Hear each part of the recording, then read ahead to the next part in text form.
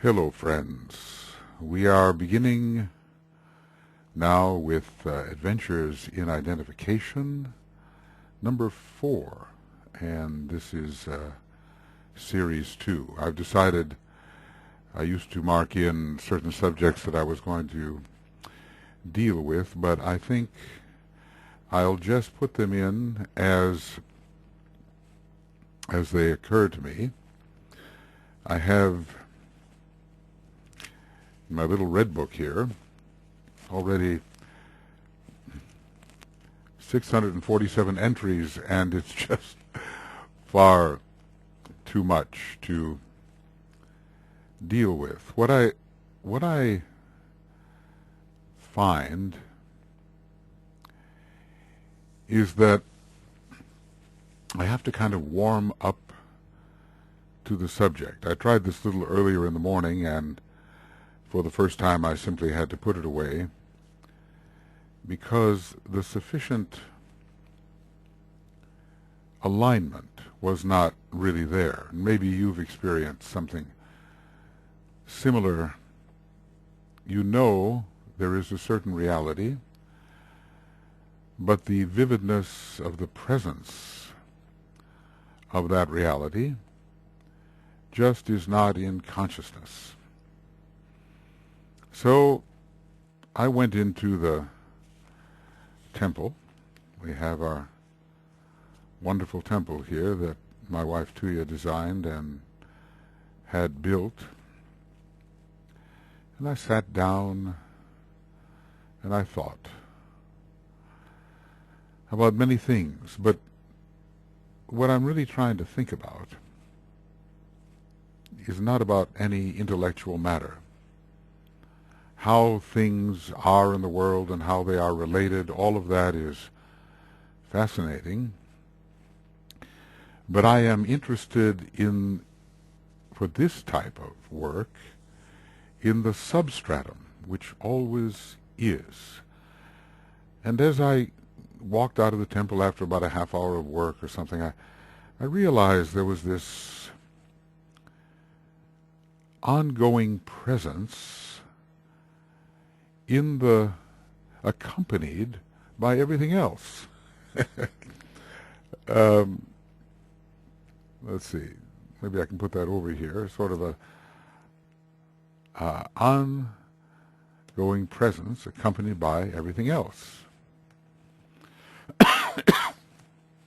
And an ongoing presence accompanied by everything else. This is a very interesting kind of a state of awareness. It doesn't make any difference, really.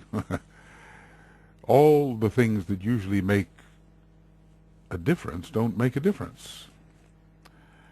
I'll put that down. The things which usually make a difference do not make a difference. Because, let's get that correct, writing in UK English,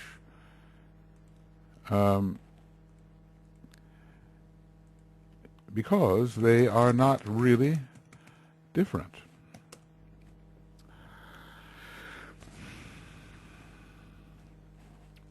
So one looks about. I think I'll put this into. One looks about and sees apparent variety, and there's no difference in it. No difference within the apparent variety. And one sustains this sense of sameness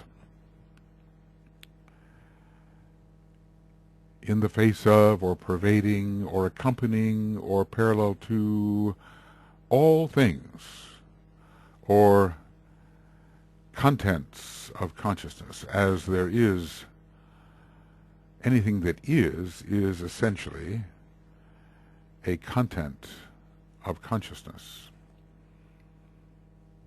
whether ours or that of greater beings or that of the universal logos itself.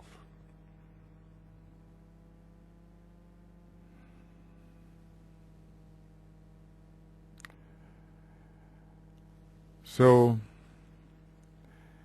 maybe in the head, in the heart, in both, this feeling of continuity is sustained.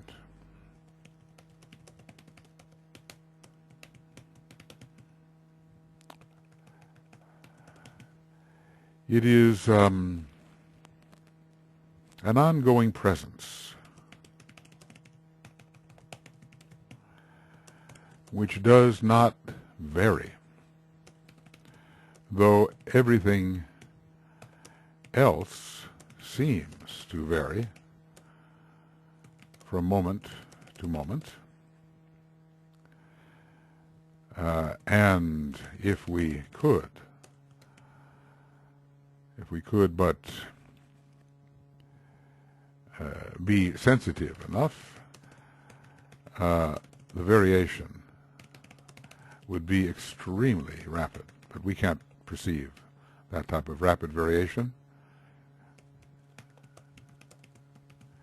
But it doesn't make any difference.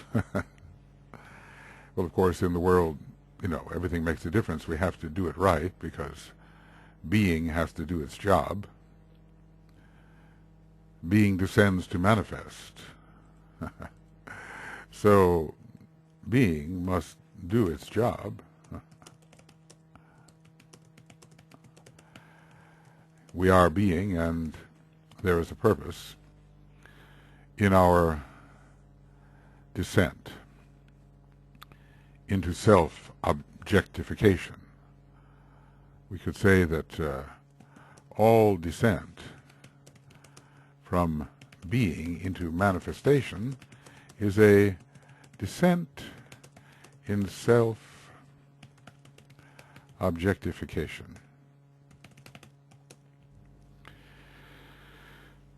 Being descends to manifest. But here in the head, in the heart,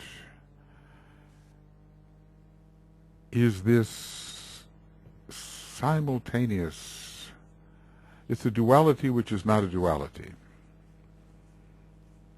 We differentiate between the same and different, or the same and other, but they are, in fact, the same. It's only a seeming duality, and we would have to say that all duality is only a seeming. Brahman and the mother are one. This is what Ramakrishna was telling us, and my friend Brett wrote me today and talked about Shiva and Shakti as the two poles, and Shiva is ever the one immutable consciousness, and Shakti everything else, all the variation, if I have it right, all that of which Shiva is conscious, all that Shiva registers. But here is, and this is our task, to maintain continuity of being. Sometimes we hear about continuity of consciousness and we say, okay, well, that means that I can be aware right now of what's on the astral plane, on the mental plane, on the soul plane, on the Buddhic plane. In other words, all these different levels of self-objectification or activity, I can be aware of them simultaneously. And that is to be desired, and that is to be cultivated, definitely. But there's another approach here.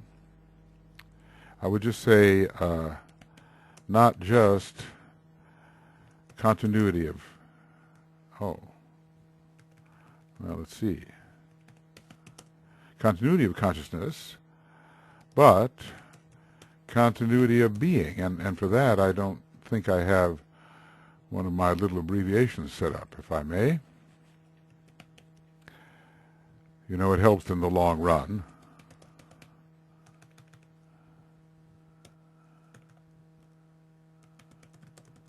Continuity of being. That's what we want to live with, even though language is hopelessly dualistic. Continuity of being. So that this sense of ongoing presence accompanies whatever. The creational kaleidoscope, or the cosmic kaleidoscope, can change endlessly with new configurations always. Every ultimate moment, the smallest unit of time in illusion allowable by the cosmic logos. Really, time and space are conditions of consciousness and are not real in any ultimate sense. Of course, we can say that, but we have to prove it to ourselves, and we prove it to ourselves by realizing it. And there are moments of greater and lesser realization, as I learned this morning, you know, filled with good intent. I sat down with my little red book, trying to develop, going to develop some of the seeds that maybe have dropped into it, more fully develop them. I just couldn't. I just realized the condition of the instrument was not such that it was possible to act upon these seeds so as to see them unfold into some meaningful or evocative result. But, you know, surprisingly, things come upon you, and I was just walking through the house, and suddenly I realized, well, continuity of being. Like the pedal tone in the Indian music from India. It's not a drum background. That would be in the realm of the many and in the realm of variety. There would simply be continuity of being and everything else. So maybe I can kind of write that down in my abbreviation language. Kobai. Continuity of being and everything else. Every once in a while you get a magic word out of this. And they are more memorable. Like I have the sort of magical word that comes to me. It's like this. Atium. It's almost like atom. Well, as a matter of fact, let's call it atom. It's a magical word too. And I think you get what I mean when I write all this of me, which is the same, really, as what the Tibetan has given us in some of these marvelous mantrams. Naught is but me for the second ray. Naught is but me. And I think, you know, during this latter part of my life, I seek to prove it to myself with ever greater degrees of intensity, of realization. So here we do, our hands move, our feet walk, we breathe, the heart beats, we do all the things of life, and all of the life that has been presented to us in the present state of this instrument of the emanation of the One, the point apparently within the great point, not in any spatial sense, but points within points, even though there's no dimension in a point. And the dimensionlessness of the point, as I've been saying, I wander off a little bit here, but is really something to be pondered, because it will reduce time and space to nothing. The dimensionlessness of the point. Well, for later. The dimensionlessness of the point. This is really, it's not just a mathematical condition, mathematical postulate, or what we accept as the truth, but it is has great bearing upon what consciousness perceives in terms of time and space. Can I say that consciousness perceives? Well, I would say that being perceives, and the mechanism of perception, really self-perception, is consciousness. But, I wander off. So it came upon me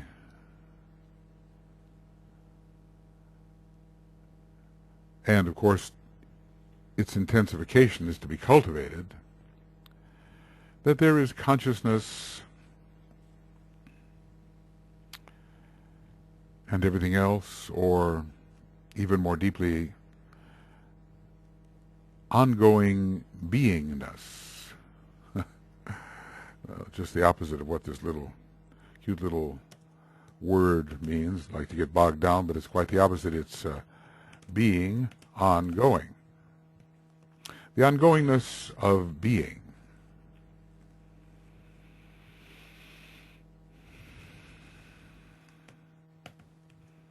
The ongoingness of being.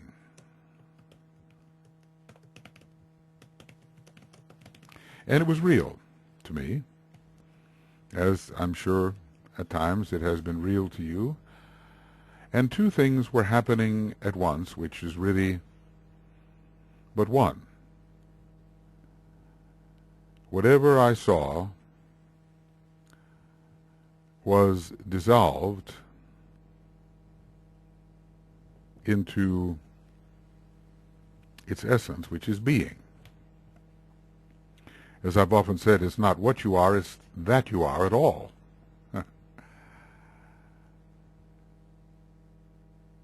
What you are is interesting, but that's in the realm of variety and relativity and the realm of the many. But that you are at all, that's interesting.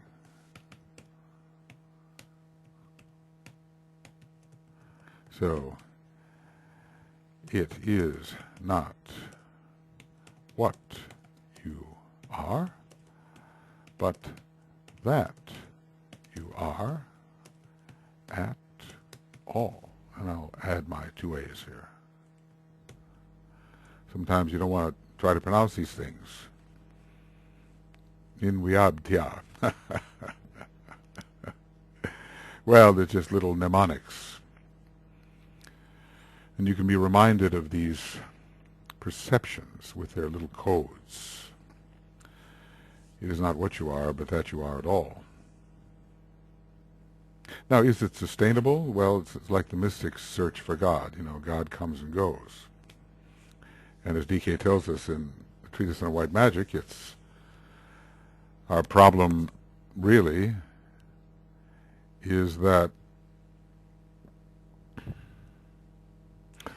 the sensitivity of the instrument comes and goes. The instrument will sometimes register it and sometimes not.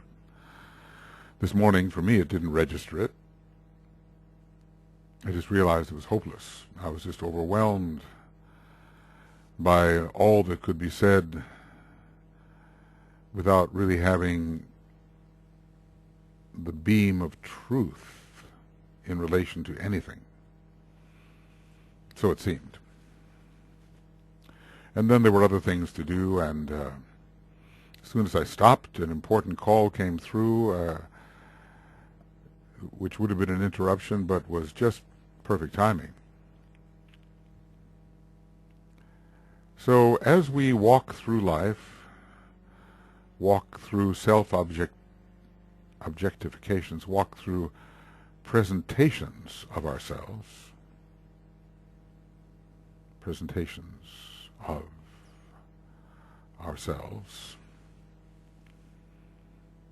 we are aware that all this, which is a self-objectification of our infinitudinous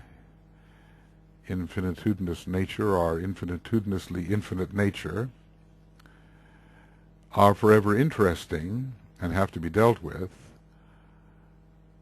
but the current of consciousness, let's call it by another name. Whoop, that's content of consciousness, huh? I don't want that. Current of consciousness is to be sustained under all conditions. Conditions change. Well, in our astrological language, we can say, conditions change. That's Saturn. And yet, something remains the same. And that's Uranus. Sequence and simultaneity are the story of Saturn and Uranus, and the lord of time and condition is Saturn. We can say that. Lord of time and condition is Saturn. Lord of timelessness and simultaneity is Uranus. So I'm one of those people, I don't know how long it takes, maybe every 40-something years, perhaps, who has Saturn and Uranus together in the chart.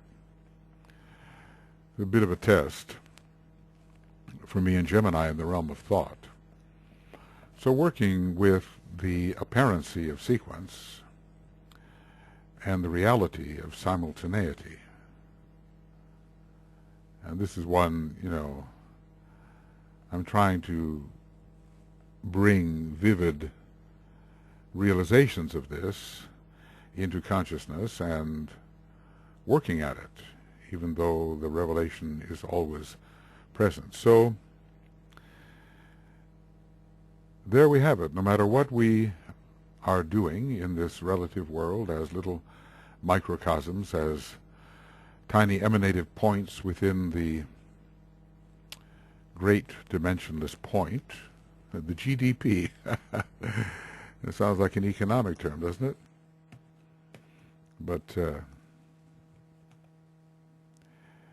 GDP has nothing to do with economics in this case. It's gross development product or something like that. Or is it GPD? It's reverse, perhaps. Well, that's something else. Anyway, the great dimensionless point, which is cosmos, which is, let's say, any universe, and which is a point considered as the ray of the absolute. That one was already in. Considered as the ray of the absolute.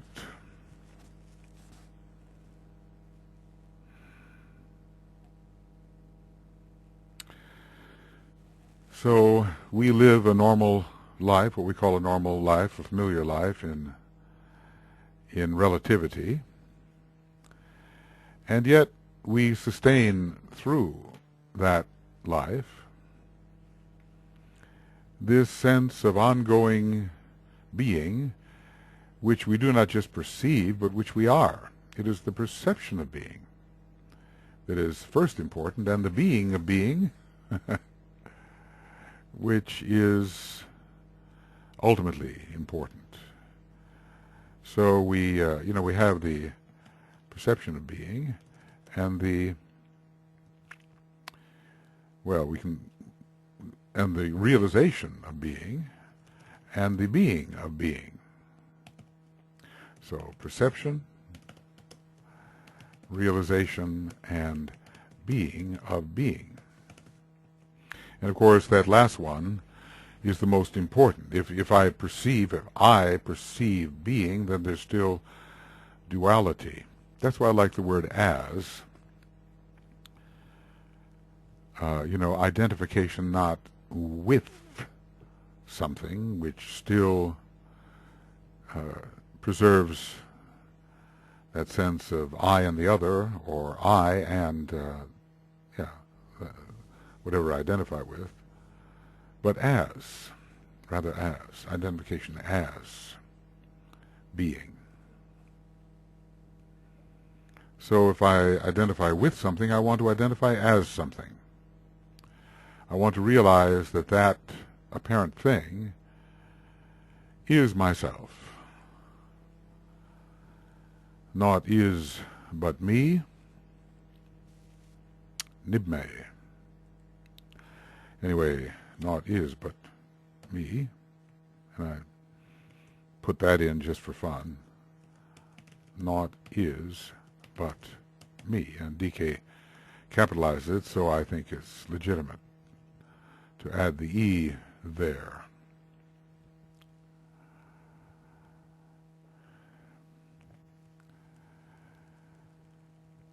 And this, cyclically forever,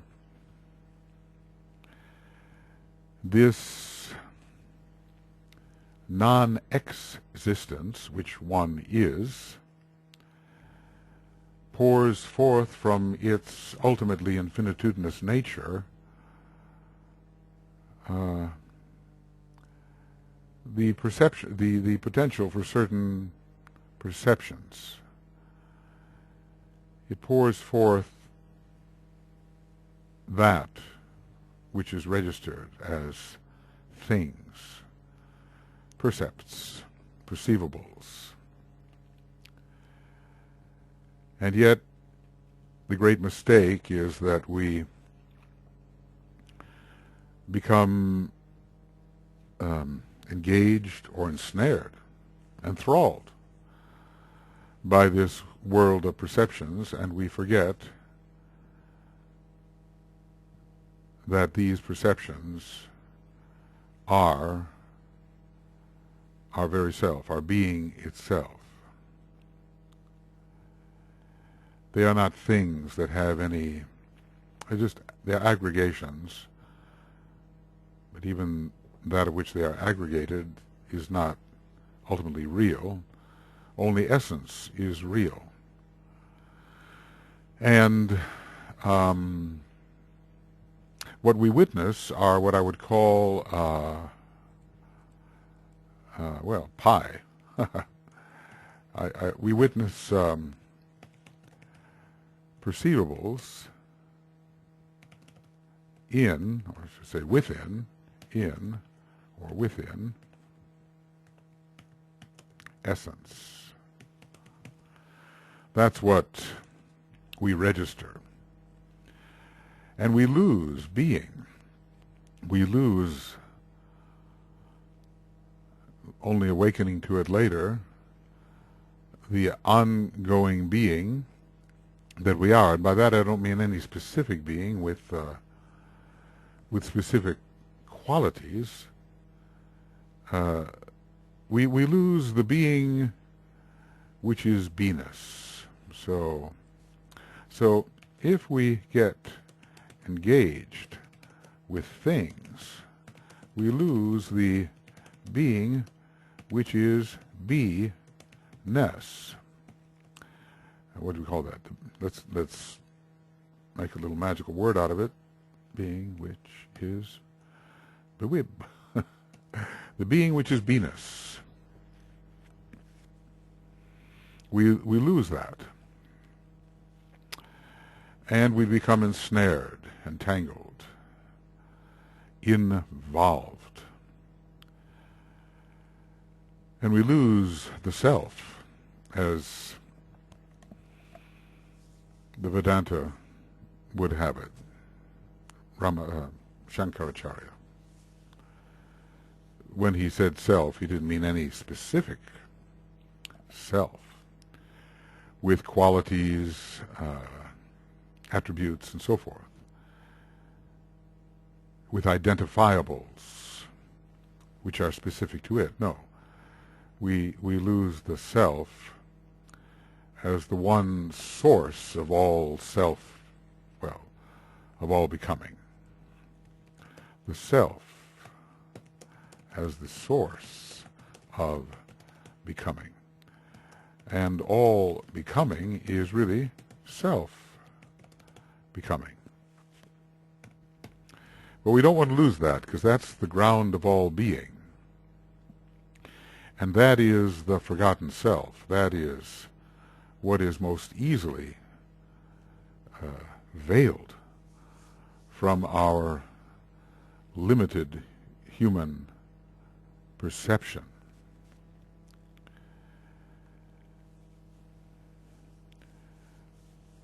So I wrote a few things down here. You know, that's the general idea. I never know which way to go with this, because, as I say, these little seed words, even though they are of no particular language and just very easily derived, are not necessarily put in order. But let's see. Anchor in presence and be all else. Well, anchor in presence and be all else. Well, it's like anchor in presence and be all else. I'll just put it down this way. But it's anchored in the presence which you are. See, this is, what you are is never absent, and I think this needs to be realized. What you are is never absent. It's always present. The always present, the AP. So what you are is never absent. Kind of interesting, because the Finnish word for always is aina. What you are is always, is never absent. So we anchor in that which is never absent. I'll just put that down here. We anchor in that which is, well, I guess I should put it this way, that which is never absent, and realize that all apparent, allow me a neologism here, which will never be used again, elsehood, elseness, that all apparent else is that as well. So can we live a life anchored in presence? We anchor in presence and be all else. We anchor in presence and view all else. Actually, the first one is better. If we anchor in presence and we view all else, we're still in the realm of duality. But maybe this being all else is felt in the heart. You know, I oftentimes feel being is felt in the heart. Being is felt in the heart. I think that's true. You get a little sensation, you know, when you connect and dissolve duality, a sensation arises For me, in the heart, maybe sometimes in the head, maybe sometimes in both, but oftentimes in the heart area, duality is bridged. So we anchor in presence, anchor in being, continuity of presence. Continuity of presence, okay. Now that would be the police, I guess. Make sure that you obey this one. Continuity of presence. And, of course, continuity of being, which we've talked about. It's the same thing.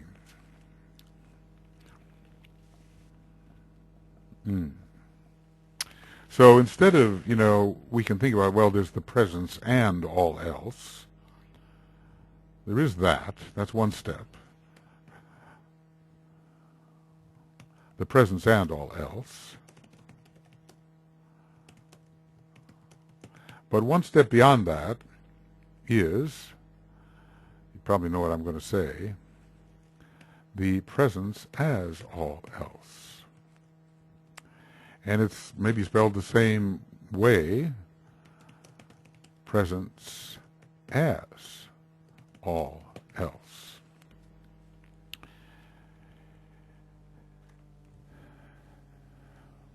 Or all else as the presence. I can put it that way, too. All else as the presence. All else as the presence. So this can be felt, I think. Well, in other words, you know when it happens. You know when you realize. It's not you. Well, you know when there is realization. You say you realize. It separates the you. See, we're all of us simply the ray of the Absolute. A ray of the Absolute, and there's only one ray, and that's what emanations really are. Emanations are points. And points are dimensionless. So, lest I forget, emanations are dimensionless points within the UP, universal point. And the universal point is the only one point. It's the one dimensionless existence, existence, which the ray of the Absolute has become. So the UP is the one dimensionless existence which the ray of the Absolute has, apparently become. The flashing forth of the ray, the periodical appearance of the point. The periodical appearance of the point is the flashing forth of the ray.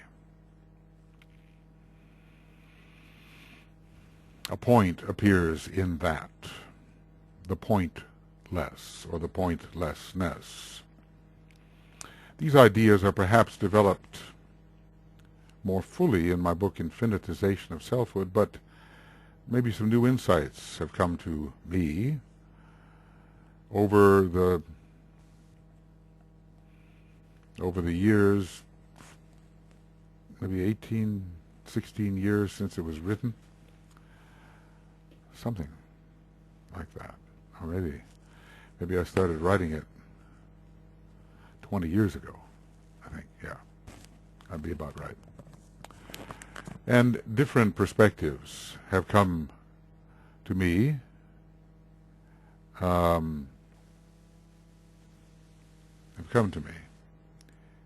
In time. Right. So, sustain the presence. Whatever it takes, and everyone will have a different way. Obviously I have to talk in relativistic language as well, right? I mean, we right now don't have anything else. sustain the presence as a first priority. I'll write it down.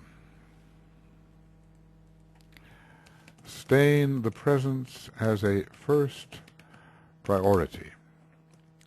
Because then you'll at least be dealing with something with the real. Now, our registration of the presence cannot be as intense, given our instrument, as that of greater beings. And, what is it that the universal logos registers? Probably the presence is registered as the absolute. We can come nowhere near that, but we are registering reverberations of the absolute. So sustain the presence as a first priority. It's almost as if we should wake up every day and say, am I with it? Is it with me?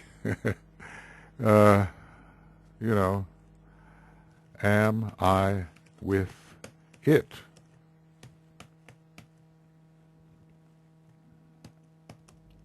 Is it with me? Is it with me? Because if we go forth into the day without it, we are just ensnared in multiplicity. We may be doing our job, doing a good job, and doing what has to be done, but it probably is possible to sustain being the presence even while doing a good job. I suspect that the greater beings, the masters, in their own degree of registration of the presence. What do I call the presence at the moment? The presence for the moment is a degree of revelation of the cosmic logos. So, for me, what we call the presence is a degree of revelation of the cosmic logos. Oh, well, I better not call it the cosmic logos. I'll call it the universal logos. Because when I say cosmic logos, I mean a specific being which has solar logoi as its chakras. Page 293 of Cosmic Fire, really good tabulation there, putting things in proportion. So that presence is registered in all different degrees by greater beings, and the cosmic logos is also, well, the cosmic logos is that presence, so for the lesser beings, they are registering the presence of the cosmic logos. But what's the cosmic logos register? Or the universal logos. Universal logos. Universal logos is registering the presence of that of which it is an infinitesimal aspect. It's registering the presence of the one without a second, the absolute, the infinity of infinities, the infinity of all infinities. The universal logos registers the presence, to some degree, of the infinity of all infinities. This is a utterly homogeneous infinity which paradoxically contains within itself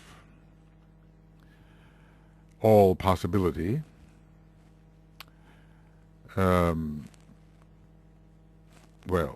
maybe all possibility forever realized, forever, in some sense, actualized, or the essence of all possibility in an ultimatized state. It's as if every thing or relationship that could ever happen has forever happened within it,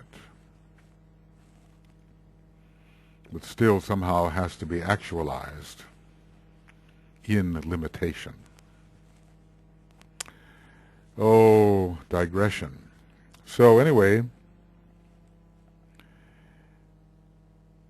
we have to convert the presence and all else into the presence as all else.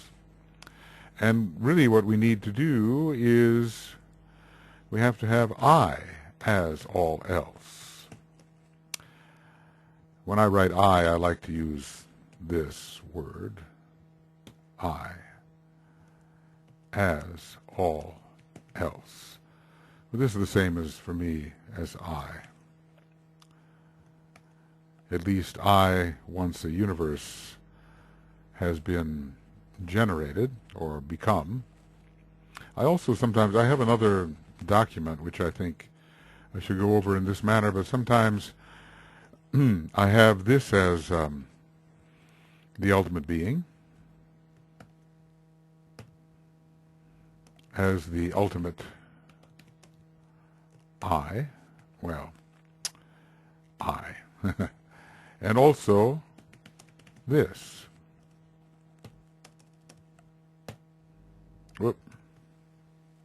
Let's see if I can get that to contain. I think not. I'll do it this way. And then erase the M, which is matter anyway. This is also, and then this. I could put little dots in there, but this is the nameless. And even the one that is the O there between the two single quotes is occurs before before being descends to manifest. So I'll put it this way: this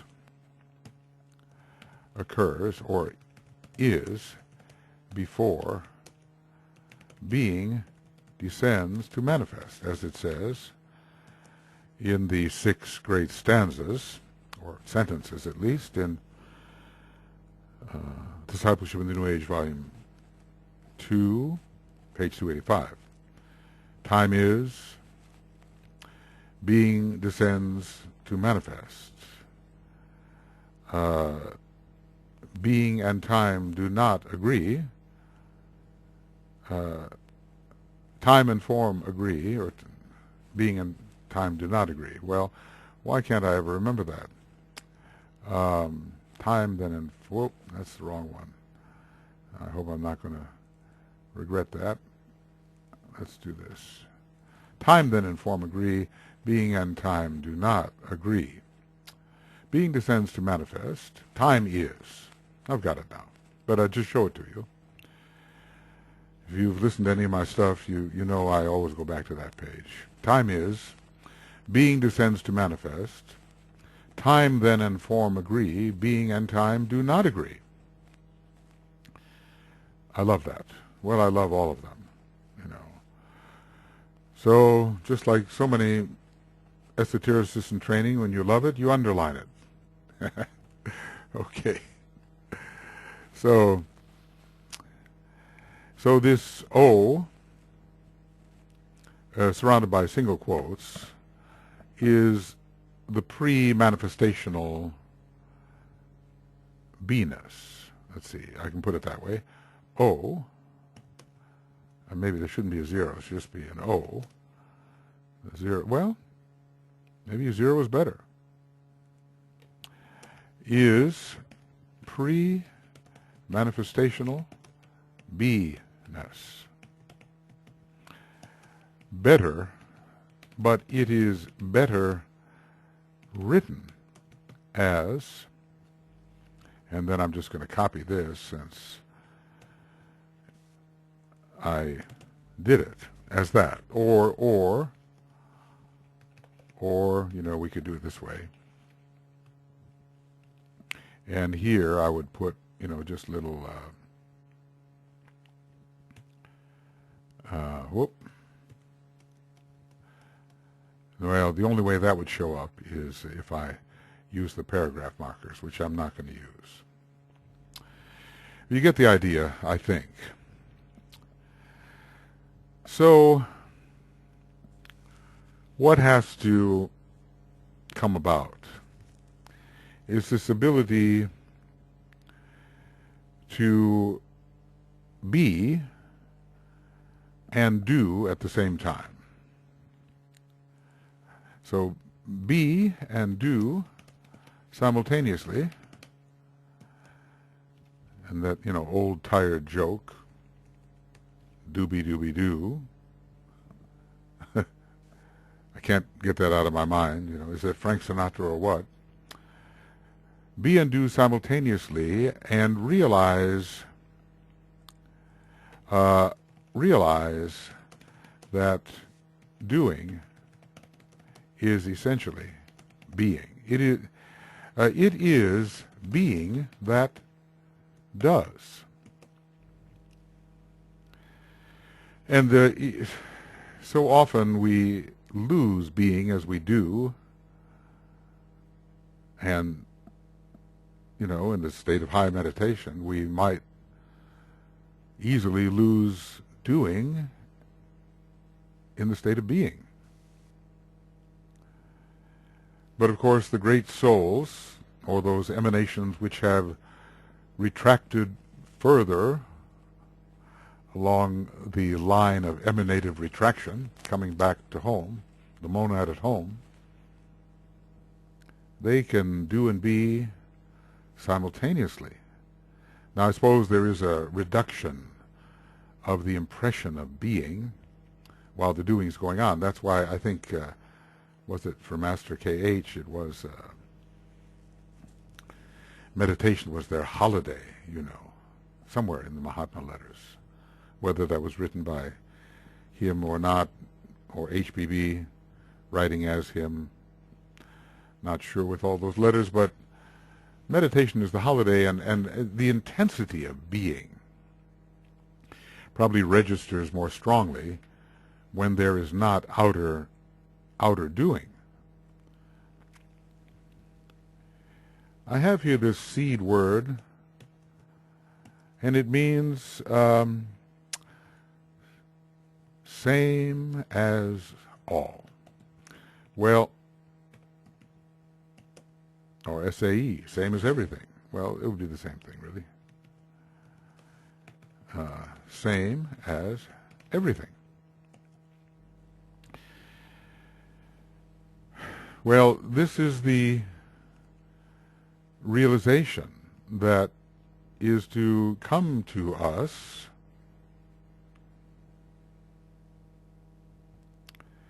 when we bridge that gap between being and doing, or between, well, being is more than the first aspect of of divinity. Sometimes it's confused with the first aspect. The first aspect is maybe the closest to it, but being is the point within the triangle, and will, love, wisdom, and activity are around it. So we have to carry with us, while we are fully and completely practical in the world which is our self-objectification, this sense of being the same as all, the same as everything, the same as even the most minute thing. And there's a practice to it, You visualize, or you stand before any perceivable. Well, if I can just put this down in this way, before any perceivable, say same. Before any perceivable, perceivable, say same. Or better, realize. Well, I kind of want to do it that way.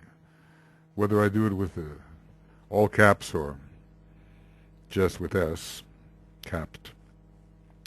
Before any perceivable, realize same. Sa. Same as all. which doesn't mean that you're in some sort of samadhic trance and can do nothing outwardly. I love that picture of Ramakrishna. Maybe it was photographed around 1887 strikes me, somewhere in there. And he's in a state of samadhi, and he's really blissful. He's really happy. And his disciples are sort of holding him up, because he's so far into reality that the sustainment of the physical body, even standing with the physical body, would be beyond his attention. So they're supporting him. And he has that kind of ability that maybe only someone with such a strong Aquarius Pisces could have. Maybe he's got some Capricorn too, the last three signs. Obviously a very, very high initiate. And on his own sort of second ray, sixth ray line, I guess, a master. Or very, very close to being a master. But, more the mystical line. But we want to be able to do whatever we do, maybe not with the full intensity of samadhi, but with the full realization of ourselves as the presence which is doing it. The presence, well, what can we say? It's in the Bhagavad Gita, really. Being is doing it. Presence is doing it. And we are that. What's it say there that, don't imagine that when you kill an enemy, it is you that is doing this. The realization there is that one is this great pervading being. So, how do you avoid losing your sense of proportion?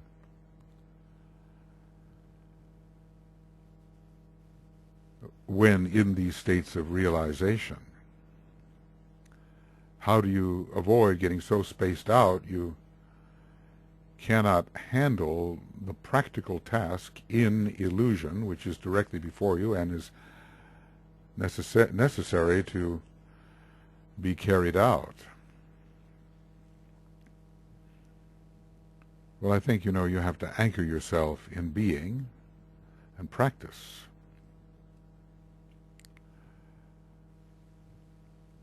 Anchor yourself in the immortal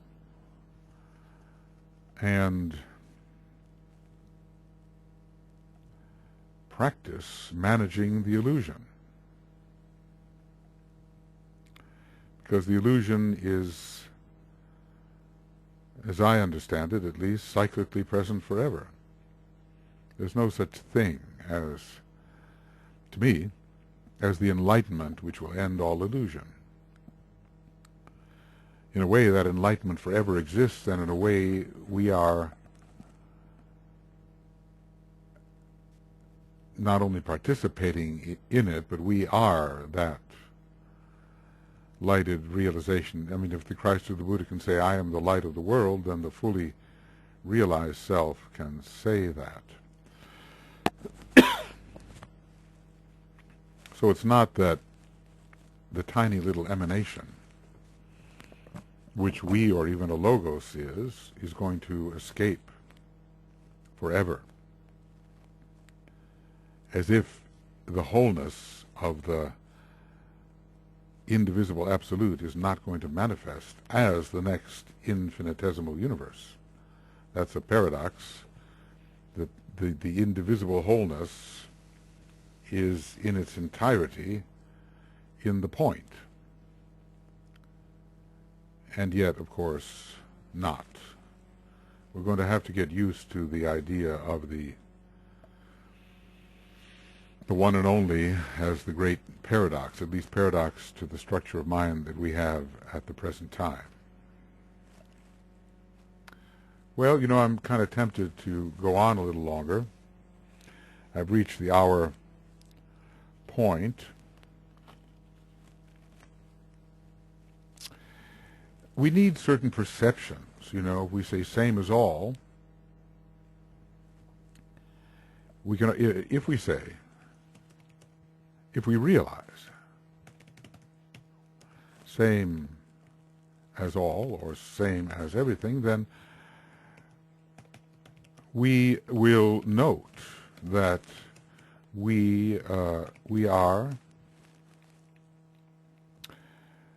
surrounded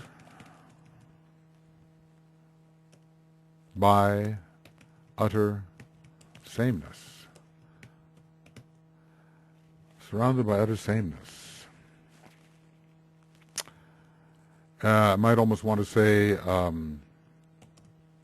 something like this.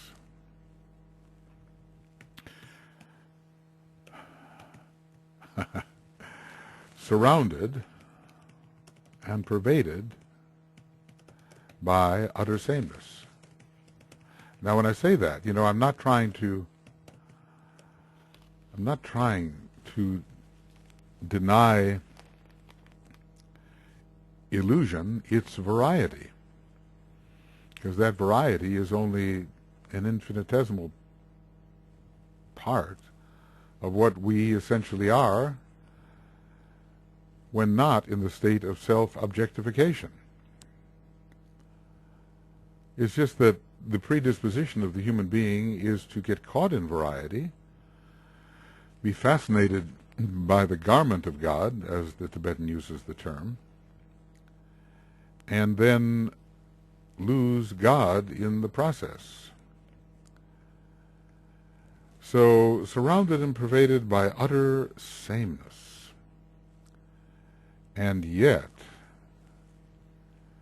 having to continue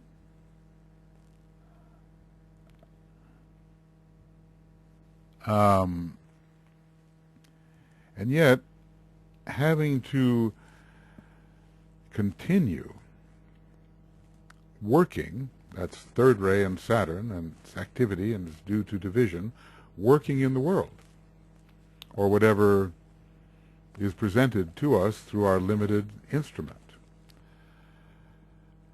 Maybe if we all really studied Indian music, and if we played Indian music, especially the drone, that pedal tone, we would really see sameness and variety doing their dance. And even, it's rather interesting, the Hindu, the Sanskrit letters,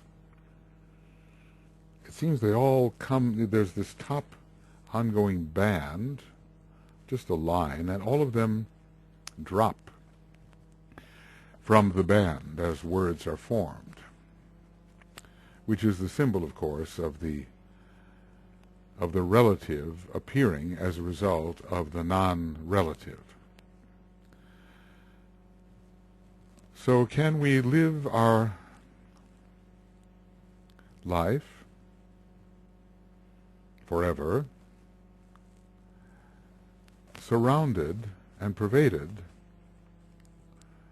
by utter sameness, the perception of utter sameness, or identification as utter sameness?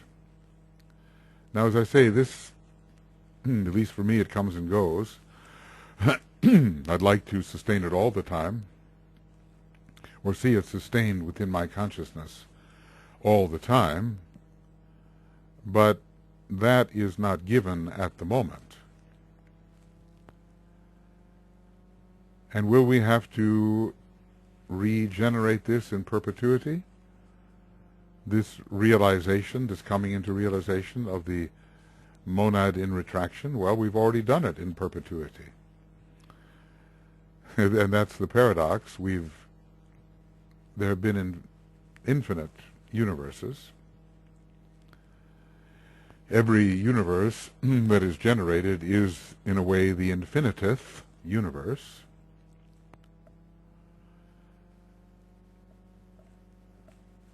So the self-emanated ignorance of the most deeply immersed emanations has to be regained in every universe. But there's only one consciousness, so it's already at the top of the universe, so to speak, sustained forever at the point of the pyramid, and it is as well immersed as deeply as can be, even right now, simultaneously, with whatever degree of realization we have. Right now, we are also, as the one experiencer, immersed in the deepest level of unconsciousness, or unconsciousness of self. So there are multiple layers of realization, and we are experiencing all of them simultaneously. But perhaps we'll only realize that when the particular emanation with which we have identified is fully retracted, or retracted to a sufficient height or intensity or interiority where the power of identification is stronger. So surrounded by utter sameness, can we even live one day where in the face of astonishing variety we ongoingly realize its utter sameness? Well, like all things, in a state of limitation such as we exist, it has to be practiced. Another thing related, I'm kind of going backwards in my little red book here. I stopped at point 642, and I'm just kind of going backwards a bit, like the evening review. And I've got something here that is related. It's I. When you see that 8, it's an I for me.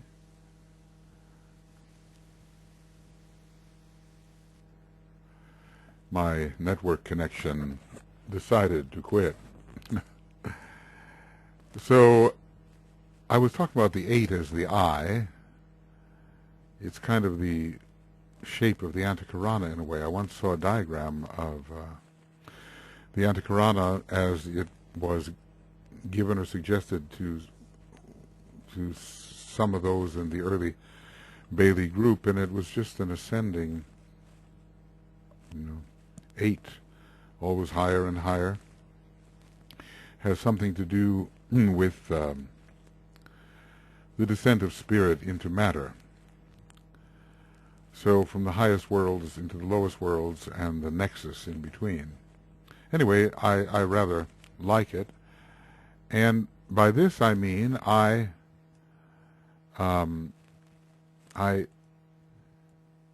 take you all as equals. Well, all men are created equal.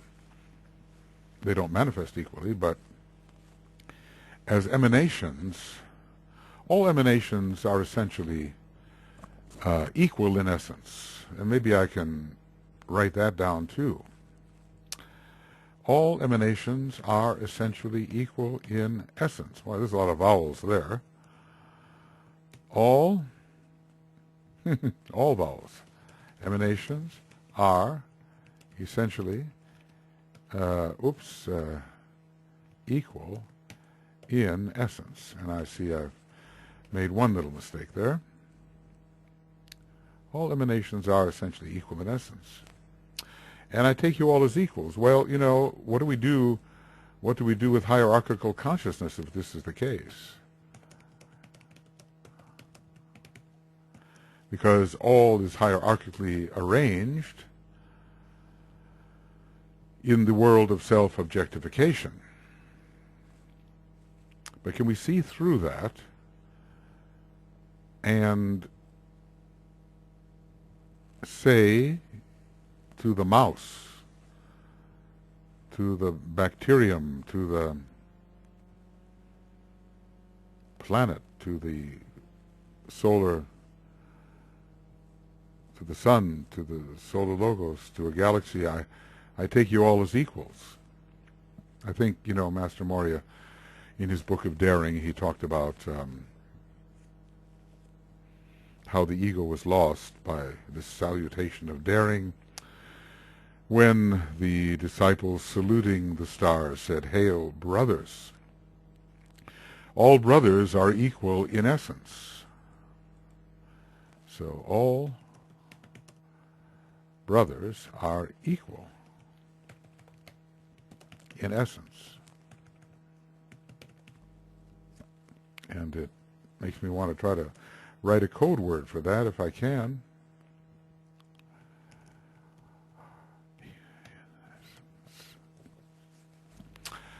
All brothers are equal in essence. So I take you all as equals.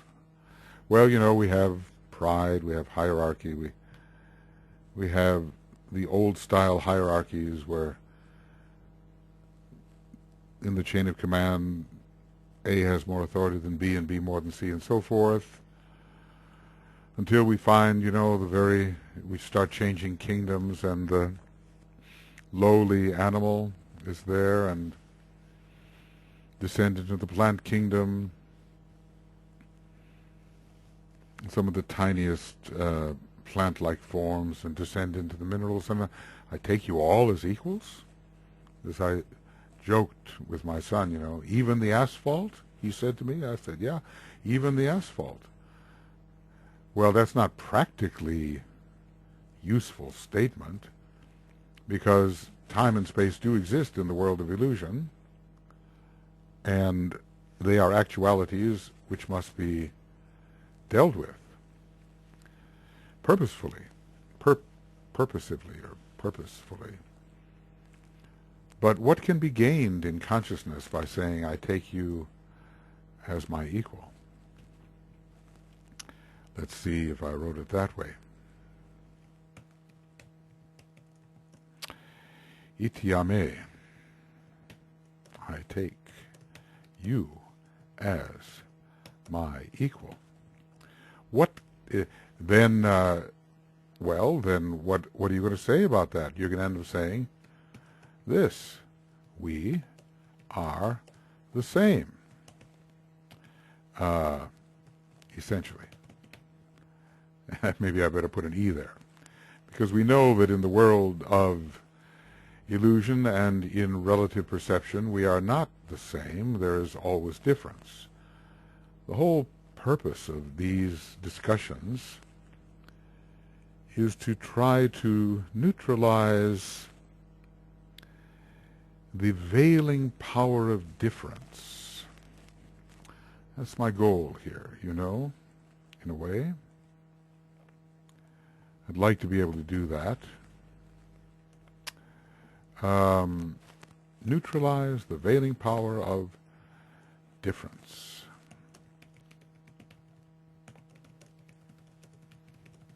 And I should almost add, perceived difference.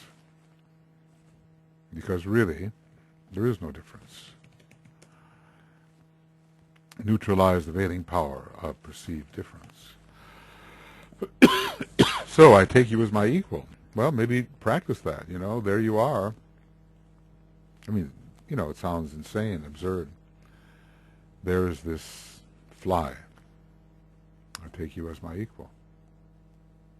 Well, then you become certifiable, right? And the men in the white jackets and the butterfly nets come after you, right? The atom of substance, I take you as my equal. The solar logos, I take you as my equal. Is that pride? Is that hubris? Not phenomenologically, not in manifestation, of course. In essence. But, to make it a little more impactful, if you start adding word like I take you as my equal in essence, okay, it's philosophically correct, but it doesn't have the punch, It doesn't bring a sufficient shock to consciousness to shatter our customary perceptions.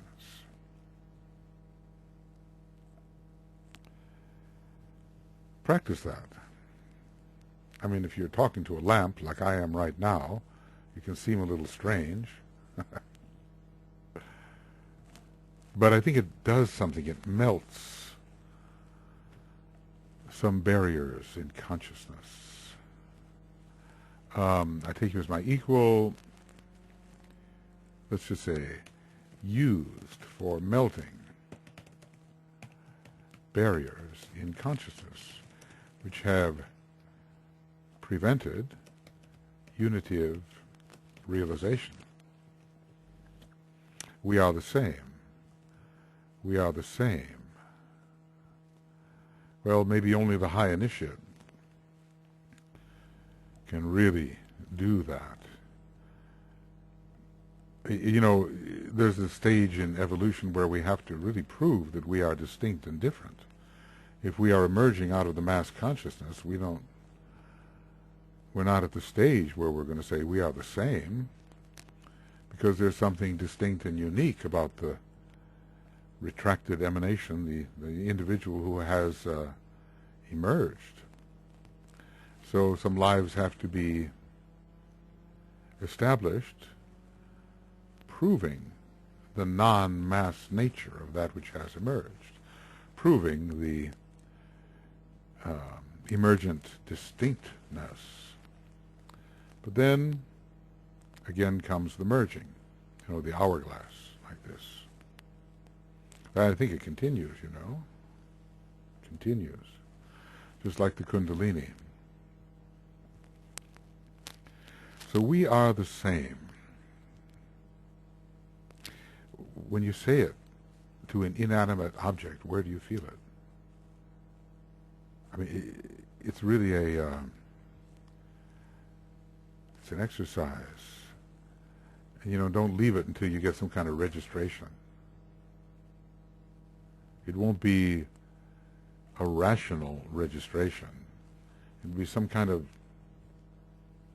you know, locking in.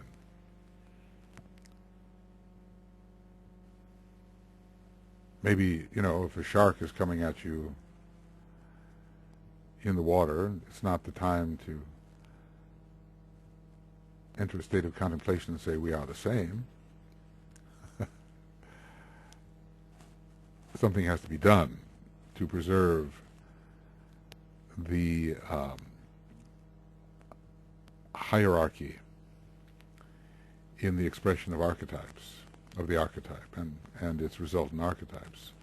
You've got to stay alive, you've got to survive under most circumstances and live to swim another day. But it's essentially the case that you can't put anything into your consciousness where it is not correct to say we are the same. And of course that helps make the bridge from simply the contemplation of some interesting thoughts to living our life in a different way. So I take you all as equals. I take you as my equal. And, you know, another one here, I'll put it in here. I take you all as equals. I take you all as equals. Well, there are varieties here. You can use what you think is best. This is really, if you think about it, all this is a extension of the technique of evocative words, which Roberto Assagioli was using to very good effect in his psychology. I don't think he was he was using this in psychotherapeutics. Good positive words which contemplated, put on the refrigerator, so to speak, would make a difference in the life. I'm using these things as mechanisms of release from conventional consciousness.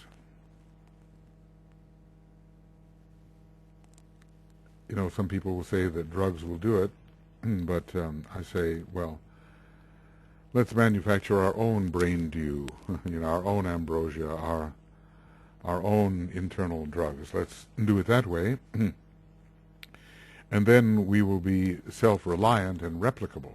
We will be able then to enter that state of awareness at will, and we will not be dependent upon some external trigger. What are we all, in a way, you know, another word here, BOE, Brotherhood of Emanations. We will look around and realize that there's nothing that's not. There is no thing which is not a point within the one universal point. Within whom, you know, when we say words like, within him we live and move and have our being, we are actually, another way of describing that is, I as a point exist within the greater point. Of course, they're both dimensionless, so they share only the fact that they are. And yet the lesser point is dependent upon the greater point. So the lesser points within the greater, this is not meant to be somehow conceived imaginatively, because you really can't. I mean, what can you imagine which is dimensionless? The image itself has what we call extension. That's the way it presents itself. You know, it presents as form in space. So,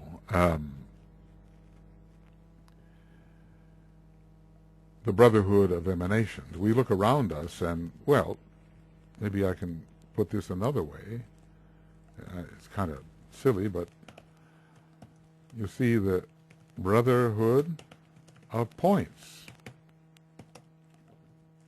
And it's so interesting to realize that every thing encountered is a point. It may contain within itself numerous other points or existences, but there is not any authentic entity which is not essentially in cosmos a point. So when it's all over, a universe is terminated, all points have resolved into one point. At the end of any universe, all points have resolved into the one universal point. And that's one of those ones that I'd like to confirm. Let's see, one universal, well, point. I guess that's good enough. One universal God, and this is the one universal. It's a very small point. So we are a brotherhood of emanations. We are a brotherhood of points. And sometimes DK says, well, you know, don't think of yourself as a human being. Think of yourself as a soul. But I wonder if he wanted to think of us to think of ourselves as a point. Because our reality is dimensionless. It doesn't have extension. It is. It's existent. We're an NDE. It sounds like a near-death experience, right? Let's see. We are all NDEs. We are non-dimensional existences. So these are all, the purpose of all this is to induce new modes of perception and of realization. We could continue in our customary consciousness, which is like rotary motion, and never break into greater awareness. So some degree of abstraction is being used here to break our identification with form, because abstraction seems to do away with the form, or it extracts its essence. And I think, at the fourth degree, something like this is occurring, the collapsing of time and the collapsing of space into a dimensionless point. A time-space point, perhaps.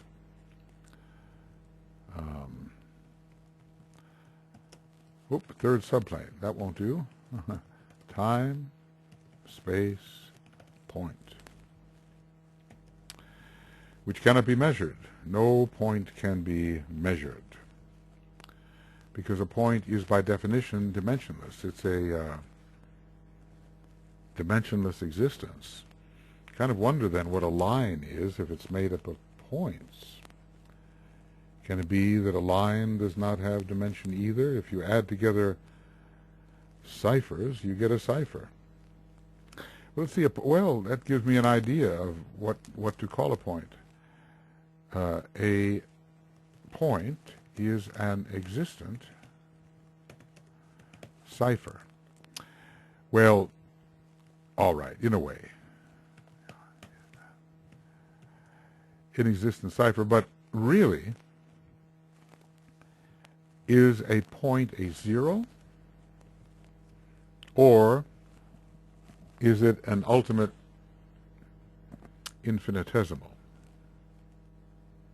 The absolute infinitesimal. This is where the math gets tricky. If you add zeros together, you get zero. But if you add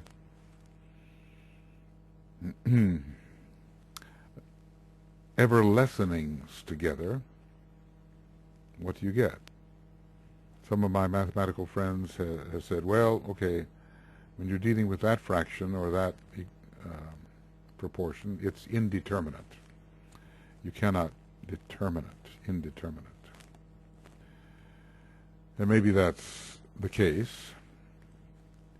See, does having existence count?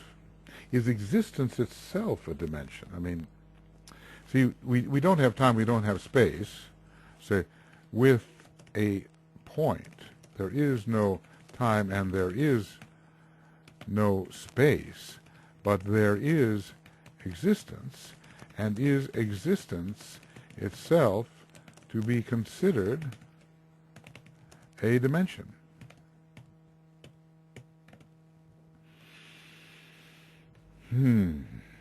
That's a question. Because, does dimension exist within that? Does dimension, and hence differentiation, exist within that? Maybe not. I mean, so here is the point which has ridden the ray of the absolute out of that, dualistic language, and is the very fact that it exists a kind of dimension when compared with the non-existent, which is be-ness. So we'd say that, the point, well, I'll just, allow myself to go on here, not knowing whether this is rational or not, but I'll say the point has the dimension of existence. B-ness does not have differentiable dimensions, and I always want to say finally, essentially.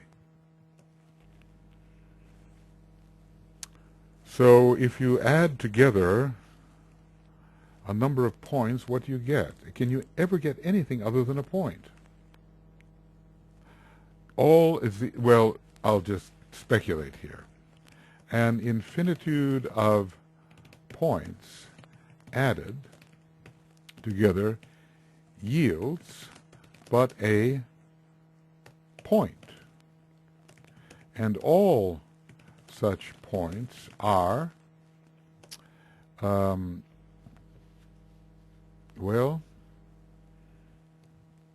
UIs. Now, what do I mean by UI? By UI, I'll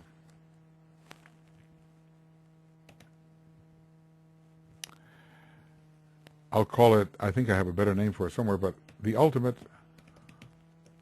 infinitesimal. So all points are smaller than any possible measurability. All points are smaller than any possible measurability. Right. Well, maybe wrong, but you know, we're not just dealing with the most minute things that are. We're dealing with because probably there are no such things in a preconceived arena of expression. We're talking about the most minute things that can be, and always more minute. So the ultimate infinitesimal, the UMM, is always more minute than any measurable. A measurable is something that can be measured. So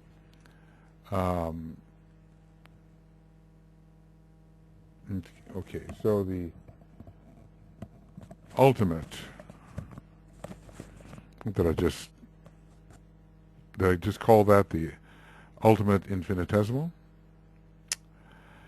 Oh, I know I just called it something.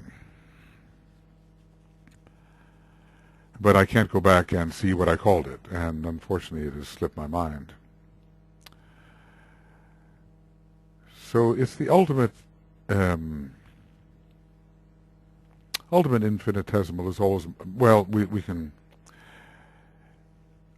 I'll use it here again, the ultimate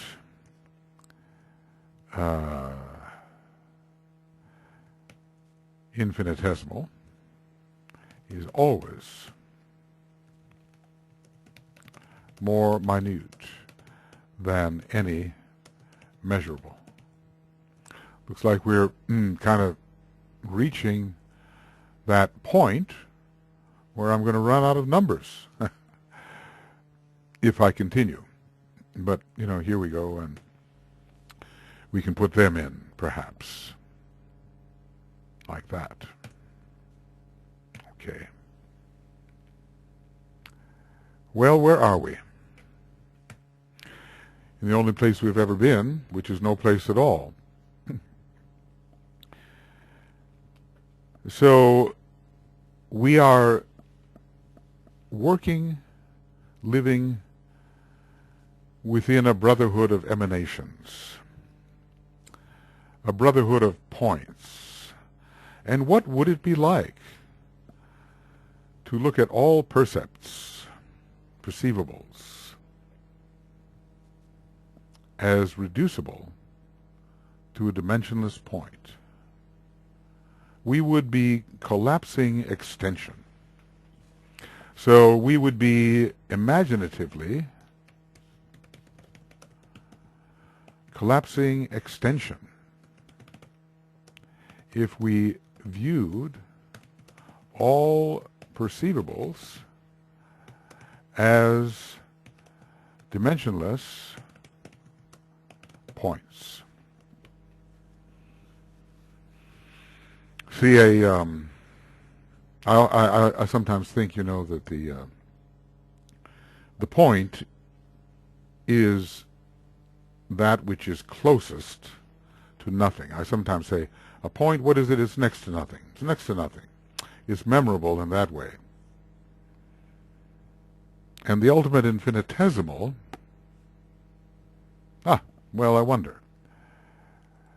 Put it like this way. The ultimate infinitesimal is always less than any measurable, now shall I put it in capitals, but always more than any point. I wonder. Well, this is a slight, I'm kind of thinking as I go along here. It's a kind of variation from what I've often said. See, it depends on whether a point is dimensionless. By definition, it is. It has no time, so there's no such thing as a point in time, not a real point. Maybe some kind of, imagined point in time there is. And there's no point in space. So we're dealing with the true point. So sometimes infinitesimals are called points. So here, I'll come down here, and I'll correct the numbers maybe a little. Well, maybe I'll do it while I'm doing it, because that will make the video correct. So this is, I've got 14 there, and I've got, yeah. So let's just say that sometimes infinitesimals are considered to be points.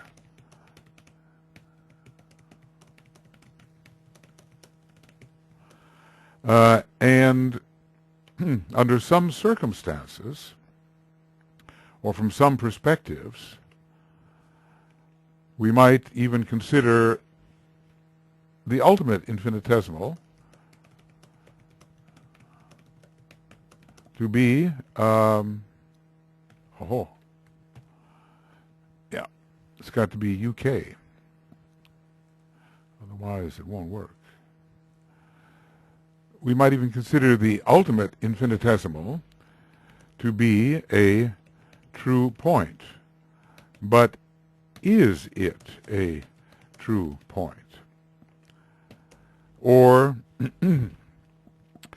does a infinitesimal have any quantity whatsoever? Now, these are not idle questions. Let's just say, does the ultimate infinitesimal have any quantity? Does the ultimate infinitesimal have any quantity whatsoever? Well, in a way, an infinitesimal is not a thing, it's a process. I call it an infinitesimalizing, which comes from the process of being divided by the infinite. I call it an ever-lessening. So a point has no dimension, and an ever-lessening has an ever-receding dimension. Let's see if that's true. A true point has no dimension. I'm just hypothesizing that. And an ever-lessening has ever-receding dimension.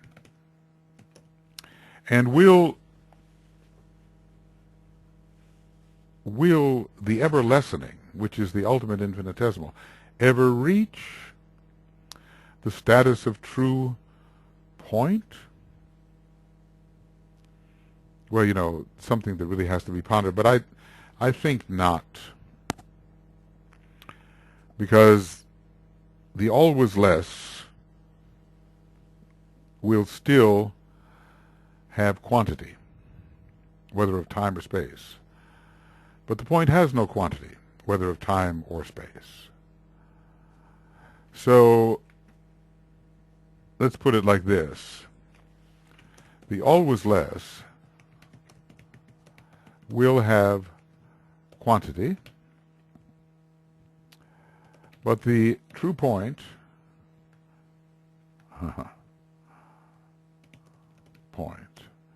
will never have quantity, and yet it is. So, you know, putting the numbers in here just quickly. I never thought I'd go so far, but we will see. We will see. Quantity, quantity. Question? Quaternary? Quantity. Okay. 78. Well, where are we here? What I wanted to get into before leaving this particular program, something that has been very dear to me for quite a while, and I wonder if it's the place to do it. I could spend a long time on just a few pages. I'm looking here at my little red book, and I'm trying to find my list of,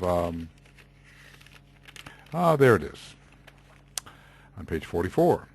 Okay, so I have a list of words that begin with I.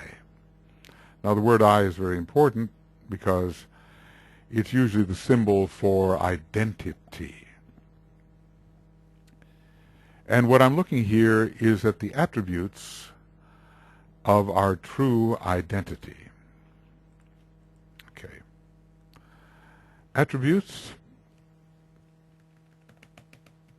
of true identity. All right. Well, okay, here I managed to put in the proper numbers. And I've been discussing or wanting to discuss the attributes of pure identity. And I have here this idea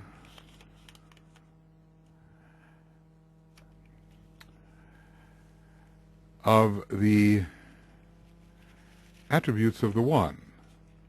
Confidence in the blank ray of the Absolute. Well, first I'll put down the words, okay? And these words are as follows. Immortal, immutable, indispensable, irreplaceable, maybe that's without an E, perhaps, irreplaceable. Oh, no, that's not it. Let's see what the proper spelling is. Irreplaceable. There we go. Irreplaceable. Ineradicable. Ineradicable.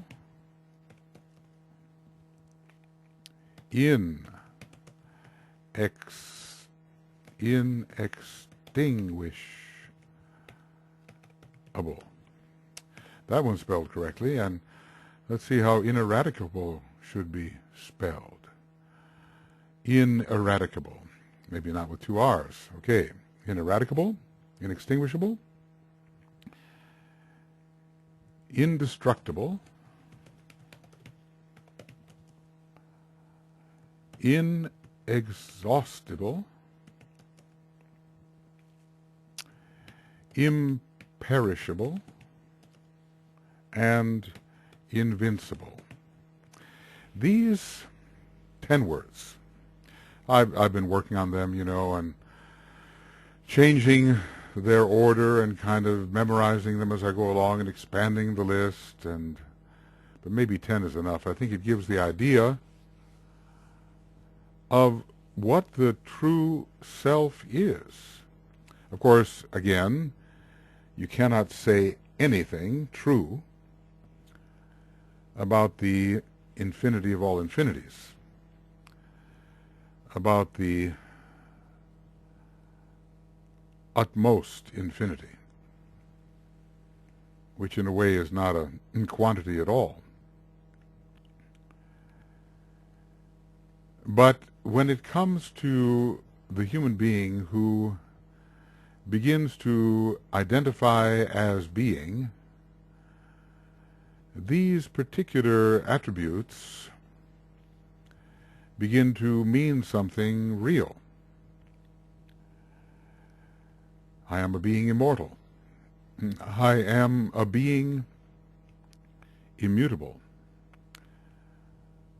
Or even we could say being immortal, being immutable, being indispensable, being irreplaceable, being ineradicable, being inextinguishable, being indestructible, being inexhaustible, being imperishable, being invincible.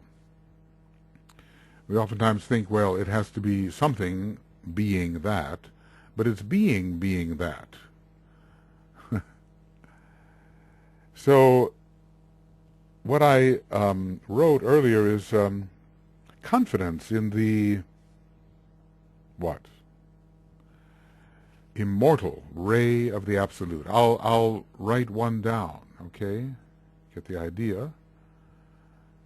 Confidence. Because DK tells us we have to have confidence in the inner God, okay? Confidence, let's spell. In the immortal ray of the Absolute. And I could do something like this. I could say confidence in the ray of the Absolute. And then put in the words. And see if meditatively it means anything to us. Confidence in the immortal ray of the Absolute. Confidence in the immutable ray of the Absolute. It is the one representation of the Absolute. And really, of course, I need to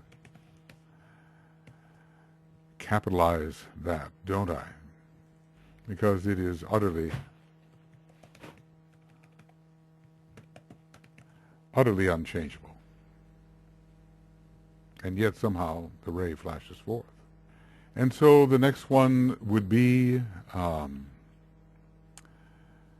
let's see, I have to, confidence in the ray, and I'll put it down here, only I'll eliminate this, and we'll eliminate this word, and we'll substitute another, and we'll see if we can get the growing sense of this, I'll put it this way. Confidence in the, remember that the point, which is the universe, the universal point, did I call it the UNP? Let's see, UNP? Not really. UP? No. So let's call this the universal point. I think it's time to create this UNP, and we'll call it the universal point, which is the same thing as calling it the universal logos.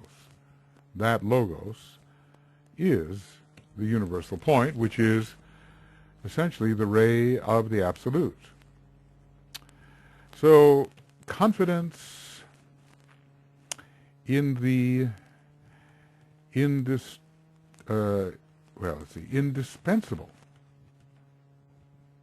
ray of the absolute. Okay, I'm going to have to write these in. Excuse my faltering method here. Confidence in the indispensable ray of the absolute. Confidence in the irreplaceable. I'm trying to build confidence, right? Okay. Irreplaceable. Irreplaceable. Okay. Placeable. Ray of the absolute. Good. And you are that. You see, you are this ray of the absolute. So is the universe, so is everything else. Rendering all things equal. I take you as my equals, essentially. Not in manifestation, not from the hierarchical perspective. No, not in the world of illusion. No. But essentially so. Okay, so the next word is an important one. Confidence in the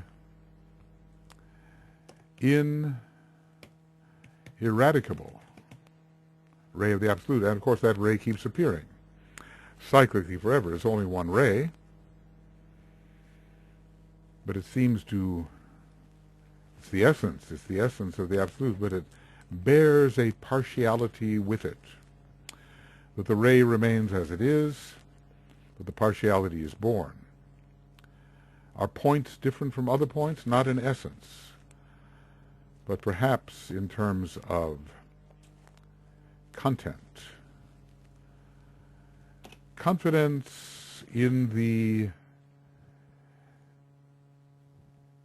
inextinguishable ray of the absolute.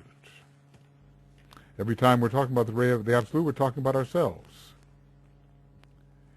In the inextinguishable ray of the absolute. Confidence in the indestructible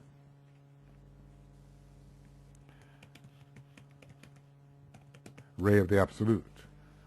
Destructible ray of the absolute. Confidence in the inexhaustible ray of the absolute.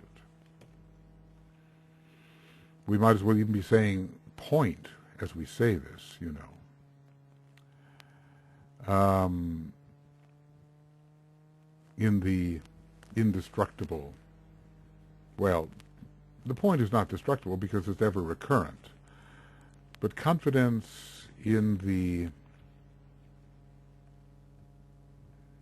inexhaustible ray of the absolute. Inexhaustible, inexhaustible. It's always hard to know where the A comes and where the I comes. Confidence in the imperishable ray of the absolute. Cyclically imperishable, though retracted. In the imperishable ray of the absolute, and confidence in the, finally, invincible ray of the absolute. Now, why is this all important? What does this equate to? We can say all this equates to self-confidence. I guess I'm going at it somewhat oblique manner. And when I repeat those words to myself, at least, and I know that I and everything else is a point, and every point is a ray of the Absolute. The ray of the Absolute in its first extension into existence, and then the ray of the Absolute in its subsequent extensions. There's nothing that's not the ray of the Absolute. Confidence in that. The Absolute is my very self. Well, it's a big stretch there, but let's just say my very self is the universal logos, is the one universal point. So let's, I think I have that one universal point. So we, students of the greater whole, it's so big, we're apparently so small, we are so evanescent, we are easily swept away, or are we?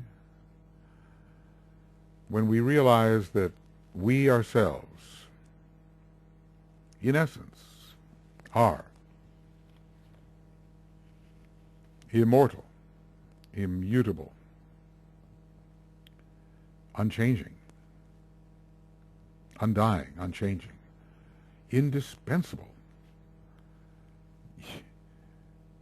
You can't say, well, take us away and the universe will go on. No, it won't. Take us away and the universe fails. In our emanation, it fails to express the purpose of the universal logos, because every emanation is an aspect of that purpose. Take what we are away, and you've taken reality away, because we are the one reality. Irreplaceable? Well, what else is there? Can you bring something else in when you're dealing with the one without a second?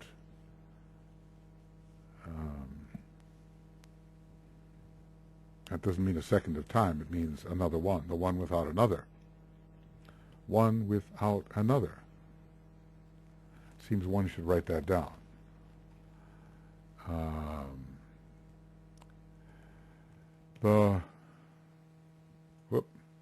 In the wrong place. There we go, right there, at 92. The one without another. The one without another. Or the one without a second. Okay. Well, these are new ways to think of ourselves, you know. Irreplaceable? Yes. You just cannot remove any emanation from the illusory whole without losing the illusory whole, because any emanation is the illusory whole.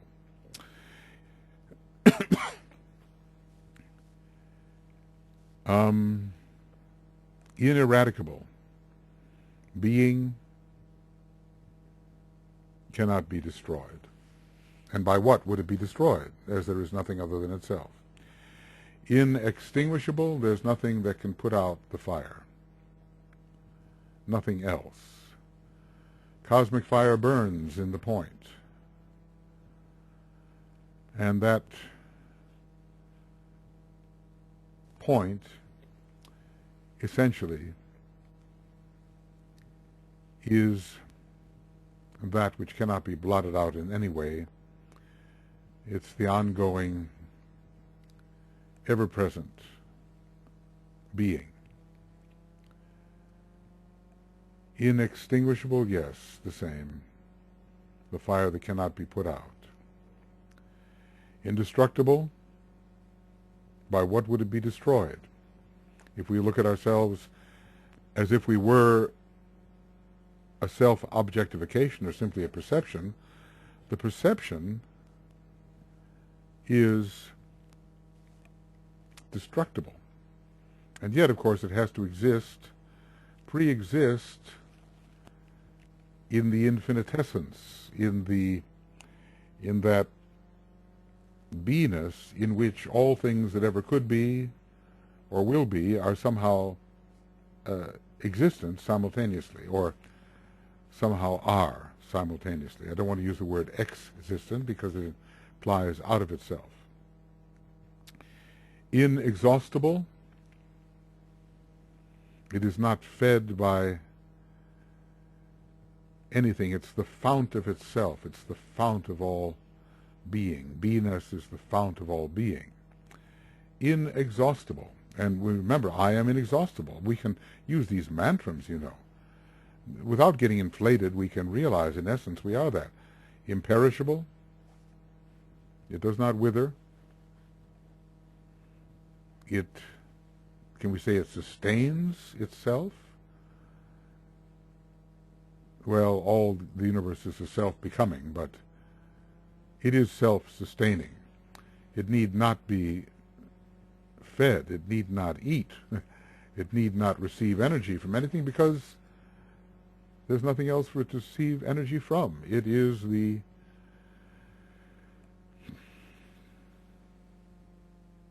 paragon, the infinity of infinities. It is ever ultimatized. As far as it can go, which is forever, it's ultimatized and invincible. There's nothing else to conquer it. There's nothing else. So what happens when we say these things? Do we get inflated, you know? Or do we find out something about our nature which gives us the true self-confidence? I am immortal. I am immutable. I am indispensable. I'm not talking about the tiny image of self, which is lower ego and is always a lie. I am irreplaceable. Begins to sound like megalomania, no? But we know we're talking about essence, what I actually am. I am ineradicable. We meditate on those things. Get the sense of it. I am inextinguishable.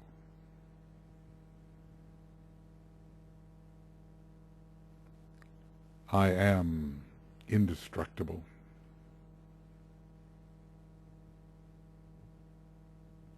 I am inexhaustible.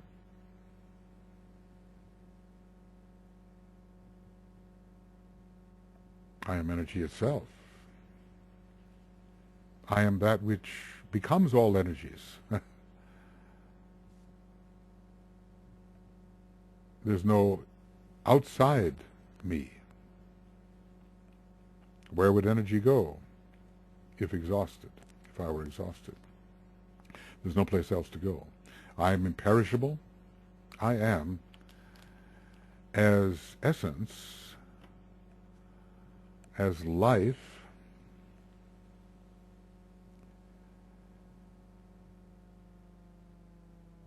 invincible. Where is my enemy? Where is that which can come against me? There is no division. There's no other. So we can borrow something of these terms, the meaning of these terms. We can borrow them and sustain ourselves with a kind of confidence that comes only to those who, live in the eternal and know themselves as one. We're going to review that very important phrase. There is a peace that passeth understanding, it abides in the hearts of those who live in the eternal. There is a power that maketh all things new, it lives and moves in those who know the self as one. So we'll take that up. But since this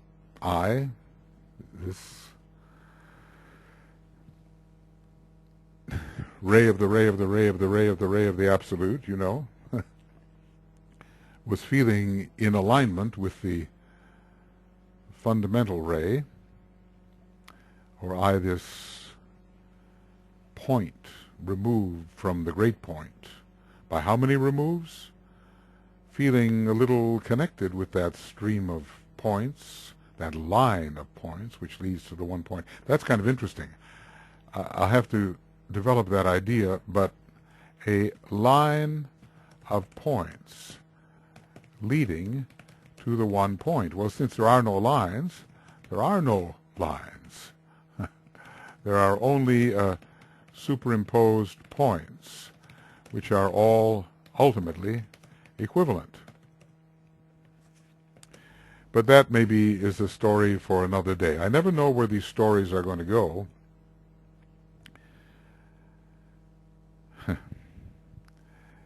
You know, to try to lay this all out in a linear manner, well, I think I tried to do that in Infinitization of Selfhood. Now I just want to kind of discuss, expand upon, elaborate a bit, see if new ideas come in which are maybe more insightful and more useful in helping the viewer, the listener, the reader approximate these states of consciousness which are available to us. I wonder if there are states of being. I don't even think there could be. There's only one being and one state that is. But there are states of consciousness. And we are aware of the degree to which being can be intensely registered. But being is being. It is what it is. And, well, it's a complicated matter. Depending on the depth of immersion of the self-objectification, so will be the intensity of the registration of being. I'll write it. Maybe you shouldn't, but depending upon the depth of immersion of the self-objectification, so will be the intensity of the registration of being. So sometimes we say, oh, well, I know what being is, but we only know it as it's possible for the instrument of which we are possessed to register it. And as the line of emanation, is it abstracted or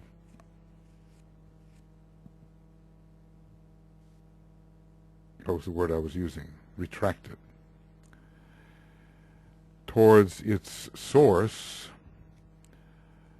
then the registration of being, the intensity of the registration of being augments.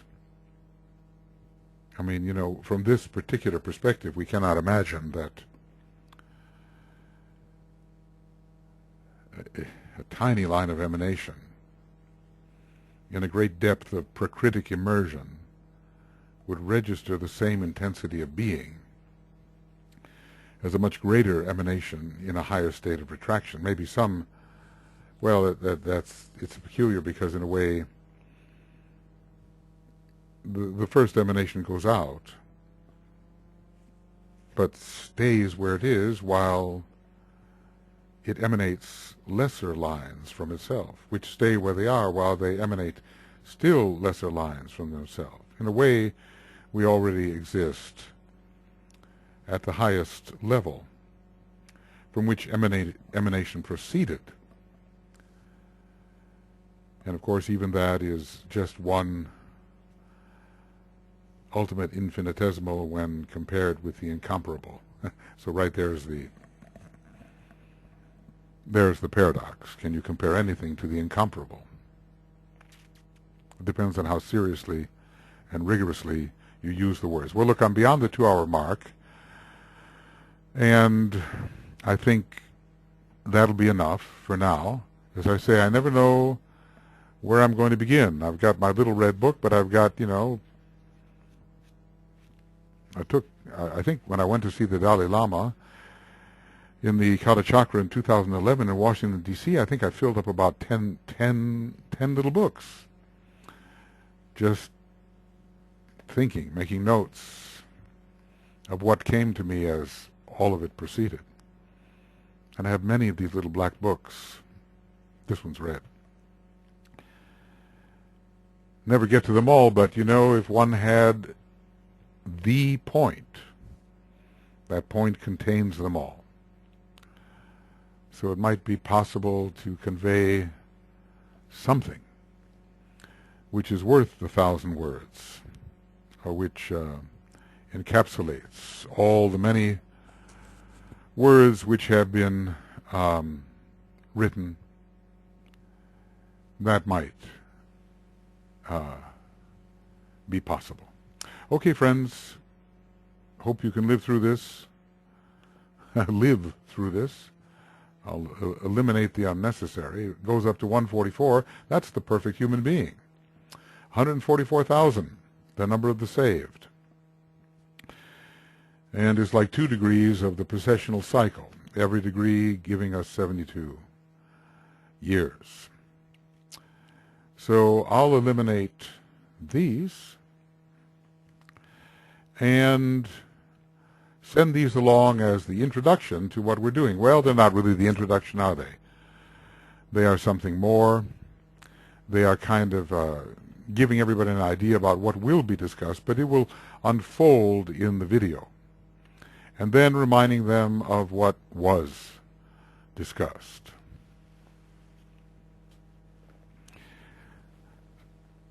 So probably a pretty ungainly unit of time here, 2 hours and 12 minutes, but okay. That's the length of the program. Not quite having the the steam, because I am exhaustible.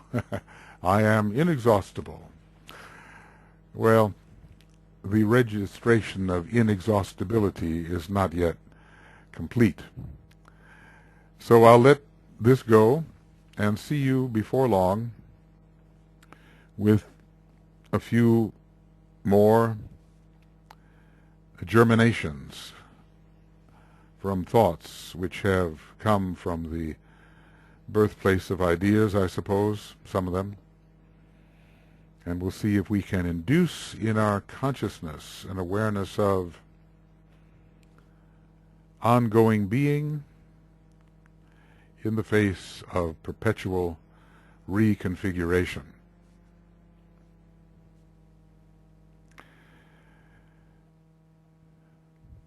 Bye-bye.